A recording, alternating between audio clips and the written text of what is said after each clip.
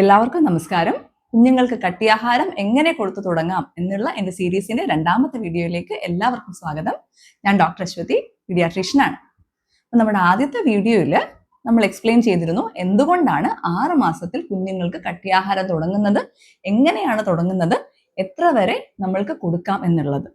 Okay, 6 മാസത്തിൽ തുടങ്ങി 6 മുതൽ 8 മാസം ആകുമ്പോൾ ഏതാണ്ട് അര കപ്പ്, ഏതാണ്ട് ഒരു 125 ml, അതിനുശേഷം ഏതാണ്ട് 11 മാസം ആകുമ്പോൾ ഒരു 1/4 കപ്പും, 1 വയസ്സ് വരെ ആകുമ്പോൾ 1 കപ്പും എന്നുള്ളതാണ് ആ ഒരു ഏകദേശ അളവെന്ന് പറയുന്നത്. ഓരോ കുട്ടിയും വ്യത്യസ്തമാണ്. നമ്മൾ ഏറ്റവും കൂടുതൽ കുഞ്ഞുങ്ങൾക്ക് ഭക്ഷണം കൊടുക്കുമ്പോൾ ഫോളോ ചെയ്യേണ്ട റൂൾ എന്ന് പറയുന്നത് റെസ്പോൺസീവ് ഫീഡിംഗ് ആണ്.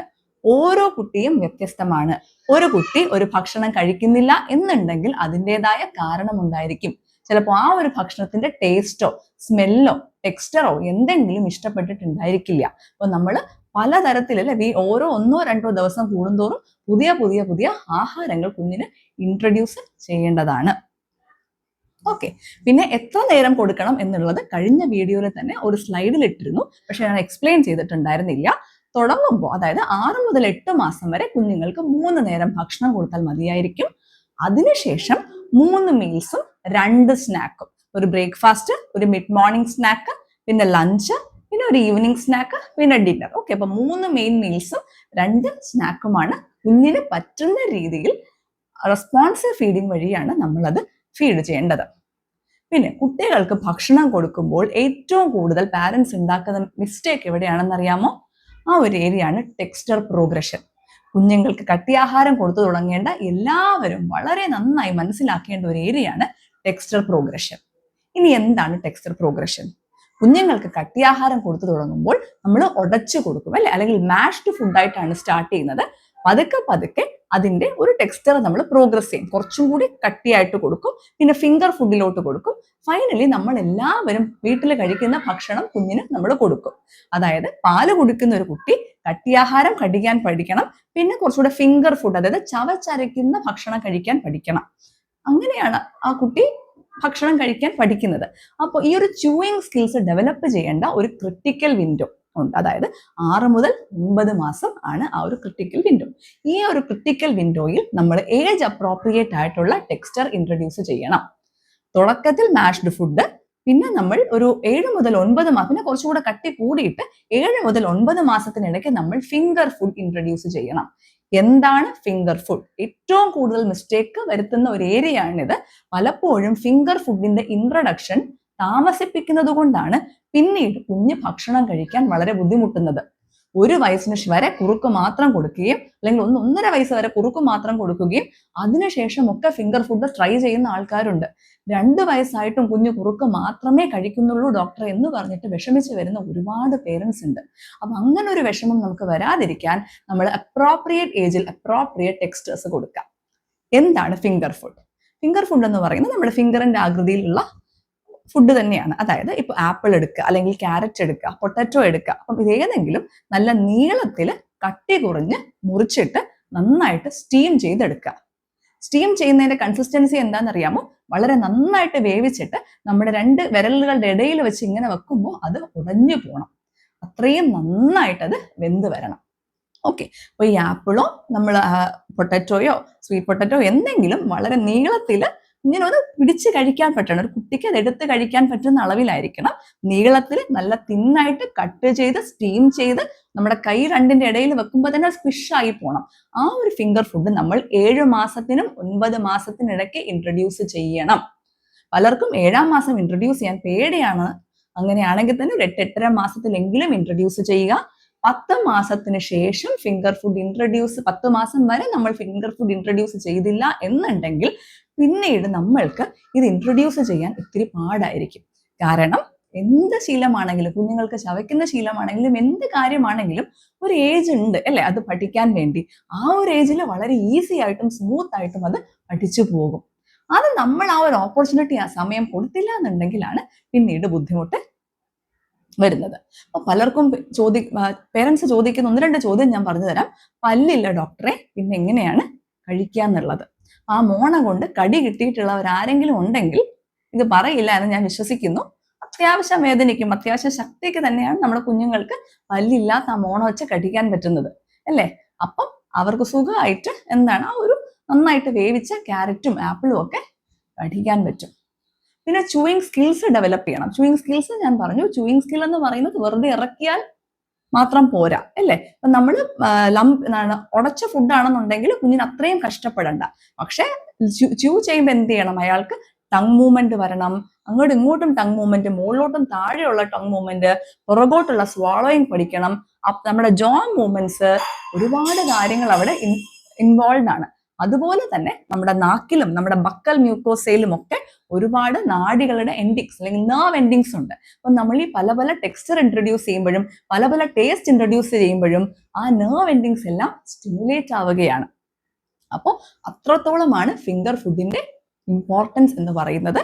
അതുകൊണ്ട് തന്നെ 7 മാസത്തിനും 9 മാസത്തിനും ഇടയ്ക്ക് ഇൻട്രൊഡ്യൂസ് ചെയ്യുക. പിന്നെ കഴിഞ്ഞ വീഡിയോയിൽ പറഞ്ഞ ഒരു കാര്യം ഒന്നും കൂടി എടുത്തു പറയുകയാണ്, ദയവ് ചെയ്ത് മിക്സിയിൽ കൊടുക്കാതിരിക്കുക. അപ്പം ആദ്യം കൊടുക്കുമ്പോൾ ഉടച്ചു തന്നെ കൊടുക്കുക, മിക്സിയിൽ കൊടുക്കാതിരിക്കുക. മിക്സിയിൽ കൊടുക്കുന്ന ശീലം എന്ന് പറയുന്നത് ചൂയിങ് സ്കിൽസിനെ ഹിൻഡർ ചെയ്യും. അപ്പം അതുപോലെ തന്നെ ലൂസ് ആയിട്ട് കൊടുക്കുന്നതും പ്രിവെന്റ് ചെയ്യുക. കുറച്ച് കട്ടിക്ക് തന്നെ കൊടുക്കുക, ഉടച്ചു തന്നെ കൊടുക്കുക. അപ്പോൾ പാലിൽ കുടിക്കുന്നതിനേക്കാളും കുറച്ചും കൂടെയൊക്കെ നമ്മുടെ ടങ് മൂവ്മെന്റ്സും ജോ മൂവ്മെന്റ്സും ഒക്കെ വേണ്ടി വരും ആ മാഷ്ഡ് ഫുഡ് കൊടുക്കുമ്പോൾ. പിന്നെ കുറച്ചും കൂടി കട്ടിയാക്കി കുറച്ചും കൂടെ തരിയുള്ള രീതിയിൽ ലംപി ഫുഡ് കൊടുക്കുക. അടുത്ത സ്റ്റേജിൽ നമ്മൾ ഫിംഗർ ഫുഡ് കൊടുക്കാം. ഫിംഗർ ഫുഡ് കൊടുക്കുമ്പോൾ അറിയേണ്ട വളരെ ഇമ്പോർട്ടൻ്റ് ആയിട്ടുള്ള ഒരു കാര്യമാണ് ഗാഗിങ് ആൻഡ് ചോക്കിങ് അല്ലെ. ഗാഗിങ് എന്ന് പറയുന്നത് നമ്മുടെ ഓർക്കാനിക്കുന്നത് പോലെയാണ്. ചോക്കിങ് എന്ന് പറയുന്നത് എപ്പോഴാണ്, നമ്മുടെ ശ്വാസകോശത്തിലോട്ട് നമ്മുടെ ട്രക്കിയയിലോട്ട് ഫുഡ് പോകുമ്പോഴത്തേക്കാണ് നമ്മൾ ചോക്കിങ് വരുന്നത്. ഈ രണ്ട് കാര്യങ്ങളും നമ്മൾ ഡിസ്റ്റിങ്വിഷ് ചെയ്യേണ്ടത് വളരെ ആവശ്യമാണ് അല്ലേ. കാരണം ഗാഗിങ് എന്ന് പറയുന്നത് ആ ഒരു ചൂയിങ് പ്രോസസ്സ് കുട്ടി പഠിക്കുമ്പോൾ വളരെ നോർമൽ ആയിട്ട് സംഭവിക്കുന്ന ഒരു ഫിനോമിനൻ ആണ് ഗാഗിങ് എന്ന് പറയുന്നത്. എന്നാൽ ചോക്കിങ് എന്ന് പറയുന്നത് വളരെ അപകടകാരിയാണ്. ഗാഗിങ് എങ്ങനെ ഇരിക്കും, കുട്ടി ഭക്ഷണം കഴിക്കുമ്പോൾ ഇറക്കാൻ അറിയില്ല, കുഞ്ഞത് പഠിക്കണം. അപ്പൊ അത് കുഞ്ഞ് പഠിക്കുമ്പോൾ പരിചയമില്ലാത്തൊരു ശീലമാണ്. അപ്പൊ നമ്മൾ തൊണ്ടയിലോട്ട് ഇച്ചിരി ചവച്ചിറക്കുമ്പോൾ ഒരു ഓർക്കാനം പോലെ വരും. കുറച്ചൊന്ന് ഓർക്കാനിക്കും, ഒന്ന് നീല കളറിലാവും, കുറച്ച് കഴിഞ്ഞത് മാറുകയും ചെയ്യും. പക്ഷെ ചോക്കിങ് അങ്ങനെയല്ല. കൊച്ച് പെട്ടെന്ന് അങ്ങോട്ട് സൈലന്റ് ആവും, അത് ബ്ലൂ കളറിലാവും, ബ്രീത്ത് ചെയ്യാൻ ഡിഫിക്കൽട്ടി വരും. അപ്പോൾ വളരെ വളരെ ഡേഞ്ചറസ് ആയിട്ടുള്ളതാണ്. ചോക്കിങ് ആണെന്നുണ്ടെങ്കിൽ നമ്മൾ എമർജൻസി ആയിട്ട് അത് ഇന്റർവീൻ ചെയ്യണം. അപ്പം ചോക്കിങ്ങിൽ നമ്മൾ ഒരുപാട് വീഡിയോസ് കാണാറുണ്ട് അല്ലെ. തൊണ്ടയിൽ ഭക്ഷണം കുരുങ്ങിയാൽ എന്താണ് ചെയ്യേണ്ടതെന്നുള്ളത് നമ്മൾ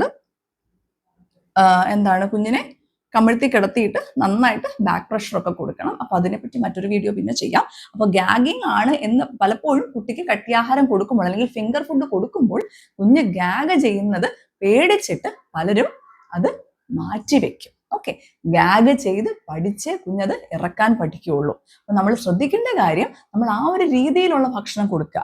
ഒരിക്കലും റൗണ്ട് ആയിട്ടുള്ള ഗ്രേപ്സ് പോലത്തെ സാധനങ്ങൾ കൊടുക്കാതിരിക്കുക. ഈ പറഞ്ഞ ക്യാരറ്റോ ആപ്പിളോ തന്നെ വേവിക്കാതെ കട്ടിയോടുകൂടി കൊടുക്കാതിരിക്കുക. ഒരിക്കലും ഫുൾ നട്ട്സ് കൊടുക്കാതിരിക്കുക. വളരെ നന്നായിട്ട് വേവിച്ച് ഒന്ന് പ്രസ് ചെയ്യുമ്പോൾ തന്നെ ഒന്ന് സ്ക്വിഷായി പോകുന്ന തരത്തിലുള്ള ഫുഡ് വേണം ഫിംഗർ ഫുഡായിട്ട് നമ്മൾ എപ്പോഴും ഇൻട്രൊഡ്യൂസ് ചെയ്യാൻ. ഇനി അടുത്തൊരു കാര്യം, നമ്മൾ ഭക്ഷണം കൊടുത്തു തുടങ്ങുമ്പോൾ കുഞ്ഞിനെ എങ്ങനെയാണ് പൊസിഷൻ ചെയ്യേണ്ടത്. ഒരുപാട് പേര് കുഞ്ഞിനെ കിടത്തി അല്ലെങ്കിൽ ഒരു റീക്ലൈനിങ് പൊസിഷനിലൊക്കെ വെച്ചിട്ട് ഭക്ഷണം കൊടുത്ത് കാണാറുണ്ട്. അങ്ങനെ ചെയ്യാമോ? തലമുറകളായിട്ട് ചെയ്തു വരുന്ന ഒരു രീതിയുണ്ട്. അമ്മൂമ്മമാരൊക്കെ ചെയ്ത് കാണാറുണ്ട്. കാല് നീട്ടി വെച്ചിട്ട് കുട്ടിയെ ഒന്ന് പൊക്കി വെച്ചിട്ട് കിടത്തും, എന്നിട്ട് ഭക്ഷണം കൊടുക്കും. ഇത് ശരിയാണോ? വർഷങ്ങളായിട്ട് നമ്മൾക്ക് എല്ലാവർക്കും ചിലപ്പോൾ തന്നത് അങ്ങനെയായിരിക്കാം. എല്ലാ കാര്യങ്ങളും നമ്മൾ അങ്ങ് ശരി വെച്ച് കൊടുക്കേണ്ട കാര്യമില്ല. അതെന്തുകൊണ്ട് നമ്മൾ അത് എതിർക്കണം എന്നുണ്ടെങ്കിൽ അതിന്റെ കാരണം നമുക്കറിയണം. 6-ാം മാസത്തിൽ ഒരു കുഞ്ഞിന്റെ ഡെവലപ്മെന്റൽ മൈൽ സ്റ്റോൺ ആദ്യത്തെ വീഡിയോയിൽ ഞാൻ എക്സ്പ്ലെയിൻ ചെയ്തതാണ്. ആ കുട്ടിക്ക് നന്നായിട്ട് നെക്ക് കൺട്രോൾ വന്നിട്ടുണ്ട്, ആ കുട്ടിക്ക് ഇരിക്കാൻ പറ്റും. നല്ല നെക്ക് കൺട്രോൾ വന്ന് ഇരിക്കാൻ പറ്റുന്ന ഒരു കുട്ടി, മടിയിൽ ഇരുത്തിയാൽ അല്ലെങ്കിൽ ഒരു ഹൈ ചെയറിൽ ഇരുത്തിയാൽ നന്നായി ഇരിക്കാൻ പറ്റുന്ന ഒരു കുട്ടിക്ക് നമ്മൾ എന്തിനാണ് കിടത്തി കൊടുക്കേണ്ടത് അല്ലെ? പ്രകൃതിയാൽ തന്നെ ആ കുട്ടി 6 മാസമുള്ള ഒരു കുട്ടി അങ്ങനെ ആവും. അതാണ് അതിന്റെ ഡെവലപ്മെന്റൽ മൈൽ സ്റ്റോൺ എന്ന് പറയുന്നത്. Unless there is some other cause, developmental delay അല്ലെങ്കിൽ എക്സ്ട്രീം പ്രീമെച്വർ ബേബീസ് ആണെന്നുള്ളത് ഒഴികെ മിക്കവാറും 6 മാസം ആകുമ്പോൾ നമുക്ക് ഹെഡ് കൺട്രോളും വരും, അതുപോലെ തന്നെ ഇരിക്കാൻ പറ്റും. അപ്പൊ നമ്മളെ സംബന്ധിച്ച് നമുക്ക് കിടന്ന് കഴിക്കുന്നതാണോ ഇരുന്ന് കഴിക്കുന്നതാണോ എളുപ്പം? ഇരുന്ന് കഴിക്കുന്നതാണ് എളുപ്പം അല്ലേ? അപ്പൊ ഇരിക്കാൻ പറ്റുന്ന, തല നേരെ വെക്കാൻ പറ്റുന്ന ഒരു കുട്ടിയെ നിങ്ങൾ എന്തിനാണ് കിടത്തി കൊടുക്കേണ്ടത്? ആവശ്യമില്ല. മാത്രമല്ല, കിടത്തി കൊടുക്കുമ്പോൾ ഭക്ഷണം ചോക്കിങ്, ശ്വാസകോശത്തിലോട്ടൊക്കെ പോയിട്ട് ചോക്ക് ചെയ്യാനുള്ള സാധ്യത വളരെ കൂടുതലാണ്. പിന്നെ ഇരുത്ത് കൊടുക്കുമ്പോൾ രണ്ടാമത്തെ അഡ്വാൻറ്റേജ് എന്താണ്? ആ കുട്ടിക്ക് ഫുഡുമായിട്ടൊരു അസോസിയേഷൻ വരികയാണ്. ഒന്ന് കിടത്തിയിട്ട് എന്തോ ഒരു സാധനം സ്പൂണിൽ എടുത്തിട്ട് കൊച്ചിന് കൊടുക്കും. ചിലരാണെങ്കിൽ ലൂസാക്കി കുപ്പിയിൽ വെച്ച് കൊടുക്കും. അത് ഭയങ്കര ഡിസാസ്ട്രസ് ആണ്. കാണുമ്പോൾ ഭയങ്കര വിഷമം തോന്നാറുണ്ട്. അപ്പോൾ കുട്ടിക്ക് അറിയുന്നില്ല, കുട്ടിയെ കിടത്തുന്നു, എന്തോ ഒരു സാധനം ആരോ വായിൽ വെച്ച് തൊടുന്നു, അല്ലെ? എന്താണെന്നോ ഏതാണെന്നോ കുഞ്ഞിനറിയില്ല. എന്നാ സെക്കൻഡ് ഓപ്ഷൻ നോക്കൂ. കൊച്ച് ഇരിക്കുകയാണ്, അല്ലെ? കുഞ്ഞിരിക്കുകയാണ്. അപ്പോൾ നമ്മൾ ഒന്നെങ്കിൽ വാരി കൊടുക്കും, അല്ലെങ്കിൽ സെൽഫ് ഫീഡ് ചെയ്യാൻ കൊടുക്കും. അപ്പൊ കുട്ടിയുടെ ഫ്രണ്ടിൽ ഭക്ഷണമാണ്. ഒരു സ്പൂൺ കൊണ്ട് അമ്മയോ അല്ലെങ്കിൽ വീട്ടിൽ ആരാണോ ഉള്ളത് അവർ സ്നേഹത്തോടെ വാരി കൊടുക്കും. അപ്പൊ കുട്ടിക്ക് ഡയറക്റ്റ് ഫുഡുമായിട്ടൊരു അസോസിയേഷൻ ഉണ്ട്. ഇതിനേക്കാളും വലിയൊരു പോസിറ്റീവ് സിനാരിയോ ഞാൻ പറയട്ടെ. കുട്ടിയെ സെൽഫ് ഫീഡ് ചെയ്യാൻ സമ്മതിക്കുക. അപ്പൊ ചെറിയ കുട്ടിയെ ഇങ്ങനെയൊക്കെ ചെയ്യിപ്പിക്കാമോ എന്നൊക്കെ പറഞ്ഞ് വീഡിയോസ് കണ്ടിട്ടുണ്ട്. നമ്മൾ എന്താണ് നമ്മുടെ ഒരു ഉദ്ദേശം? കുട്ടിയെ പല സ്കില്ലും പഠിപ്പിക്കുക എന്നുള്ളതാണ്. അത് മാത്രമല്ല, അത് കാണാൻ നല്ല രസമുള്ള ഒരു കാഴ്ചയാണ്. ഒരു കുട്ടി ഒരു ഹൈ ചെയറിൽ ഇരുത്തി, ഇനി ഹൈ ചെയർ വാങ്ങിക്കാൻ ബുദ്ധിമുട്ടാണെന്നുണ്ടെങ്കിൽ നമ്മുടെ മടിയിൽ ഇരുത്തിയിട്ട് ഫ്രണ്ടില് ഒരു പാത്രത്തില് ഇത്തിരി കുറുക്കോ എന്തെങ്കിലും വെച്ചു കൊടുക്കുക, അല്ലെങ്കിൽ എന്തെങ്കിലും ആപ്പിളോ പൊട്ടറ്റോ എന്തെങ്കിലും വേവിച്ചുടച്ച് കൊടുക്കുക. അപ്പൊ കുറുക്കാകുമ്പോൾ കുറച്ചും കൂടി എളുപ്പമായിരിക്കും. പറ്റുമെങ്കിൽ ഒരു സ്പൂൺ കൊടുക്കുക. സിലിക്കൺ സ്പൂൺ ഒക്കെ ആയിരിക്കും കുറച്ചും കൂടി കംഫർട്ടബിൾ. അല്ലാന്നുണ്ടെങ്കിൽ ഒന്നും വേണ്ട, ഫ്രണ്ടിൽ വെച്ചു കൊടുക്കുക. ഹാൻഡ് മൗത്ത് കോർഡിനേഷൻ വരുന്ന സമയമാണ്. ആള് കൈകൊണ്ട് വാരി കഴിക്കട്ടെ. എല്ലാ ഭക്ഷണവും അങ്ങനെ കൊടുക്കണമെന്ന് ഞാൻ പറയുന്നില്ല. അങ്ങനെയാണെങ്കിൽ ഫുള്ള് നമ്മുടെ മുഖത്തും ബോഡിയിലും ഒക്കെ ആയിട്ട് പോവും. എല്ലാം അല്ലെങ്കിൽ പോലും കുറച്ചെങ്കിലും തുടക്കത്തിൽ ഒരു 1-2 സ്പൂണെങ്കിലും ആളൊന്ന് കഴിച്ചു വരുമ്പോൾ 1-2 സ്പൂണെങ്കിലും വെച്ച് കൊടുക്കുക. അവിടെ ഹാൻഡ് മൗത്ത് കോർഡിനേഷൻ ഡെവലപ്പ് ചെയ്യും, അവിടെ സെൽഫ് ഫീഡിങ് സ്കിൽ ഡെവലപ്പ് ചെയ്യും. അതിനുപരി കാണാൻ വളരെ രസമുള്ള ഒരു കാഴ്ചയാണ്. ആൻഡ് ഏറ്റവും ഇമ്പോർട്ടൻ്റ് എന്ന് പറയുന്നത്, അങ്ങനെ നമ്മൾ ചെയ്യുമ്പോൾ കുഞ്ഞിനൊരു പോസിറ്റീവ് അസോസിയേഷൻ വരികയാണ്. ഇത്രയും നാൾ എനിക്ക് തന്നില്ല, അച്ഛനും അമ്മയും അമ്മൂമ്മയൊക്കെ കഴിച്ചുകൊണ്ടിരുന്ന ഫുഡ് എനിക്ക് തന്നില്ല. ഇപ്പോൾ കുഞ്ഞിന് അങ്ങനെ അന്നേരം ആർത്തിയോടെ നോക്കിയതാണ്, ഇപ്പൊ എൻ്റെ ഫ്രണ്ടിൽ അത് വരുന്നു. അപ്പോൾ വലിയ ഇൻട്രസ്റ്റ് ആയിരിക്കും കഴിക്കാൻ. അപ്പം അങ്ങനെ ചെയ്ത് നോക്കുക. അപ്പോൾ ഇരുത്തി കൊടുക്കുക. ഇരുത്തി കൊടുക്കുമ്പോഴത്തേക്കും എന്താണ്, നന്നായിട്ട് 90 ഡിഗ്രിയിൽ ഇരുത്തുക. ഓക്കെ, ഈ ഇങ്ങനത്തെ പൊസിഷൻ ഒന്നുമില്ല, 45 ഡിഗ്രി പൊസിഷൻ ഒന്നുമില്ല. 90 ഡിഗ്രിയിൽ കുഞ്ഞിനെ ഇരുത്തുക. കുഞ്ഞിന് ബാക്ക് സപ്പോർട്ട് വേണം. ഏതൊരു നമ്മൾ സപ്പോർട്ട് ആവാം, അല്ലെങ്കിൽ ഒരു ഹൈ ചെയർ സപ്പോർട്ട് ആവാം. പിന്നെ ഒരു ഫുഡ് റെസ്റ്റും വേണം, കാലിലും ഒരു സപ്പോർട്ട് വേണം.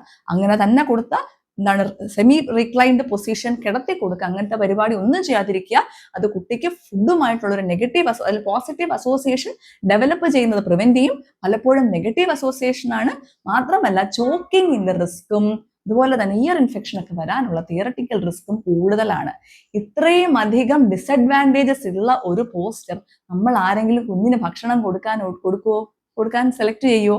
ഇല്ല, ഇല്ലേ? അപ്പൊ ഈ ഒരു വീഡിയോയിൽ നമുക്ക് എന്തായാലും മനസ്സിലായി, കുഞ്ഞിന് എത്ര നേരം ഭക്ഷണം കൊടുക്കണം എന്ന് മനസ്സിലായി, ടെക്സ്ചർ പ്രോഗ്രഷനെ പറ്റി മനസ്സിലായി, ഫിംഗർ ഫുഡ് എന്താണെന്ന് നമുക്ക് മനസ്സിലായി. അതുപോലെ തന്നെ കുട്ടികൾക്ക് എങ്ങനെയാണ് ഭക്ഷണം കൊടുക്കേണ്ടത്, എന്തുകൊണ്ട് ഇരുത്തി കൊടുക്കണം എന്നും മനസ്സിലായി. Okay, now thank you. ഇനി ബാക്കി നമുക്ക് പാർട്ട് 3 നോക്കാം. അതായത് കുട്ടികൾക്ക് പഞ്ചസാര കൊടുക്കാമോ, അതുപോലെ തന്നെ ഉപ്പ് കൊടുക്കാമോ, വെള്ളം എങ്ങനെയാണ് കൊടുക്കുന്നത്, ഇങ്ങനത്തെ പോയിന്റ്സ് ഒക്കെ നമുക്ക് അടുത്ത പാർട്ടിൽ വരാം. Okay, by.